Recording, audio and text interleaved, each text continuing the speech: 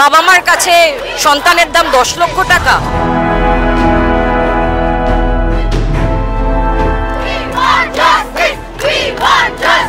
শুক্রবার সন্ধ্যায় যাদবপুরের 8B বাস স্ট্যান্ডে টলিউড তারকাদের এক বিশাল জমায়েত দেখা গেল।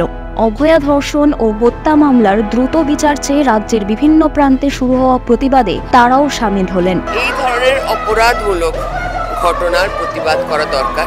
শুভশ্রী গাঙ্গুলি, সোহিনী সরকার, জুন মালিয়া এবং রূপা গাঙ্গুলির মতো জনপ্রিয় তারকারা এই জমায়েতে উপস্থিত ছিলেন। এছাড়াও গায়ক শোভন গাঙ্গুলি সহ আরও অনেক পরিচিত মুখও এই দিন প্রতিবাদে অংশ নেন।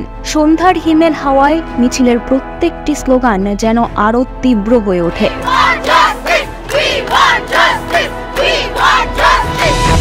উই ওয়ান্ট জাস্টিস স্লোগানে মুখরিত হয়ে ওঠে পুরো এলাকা।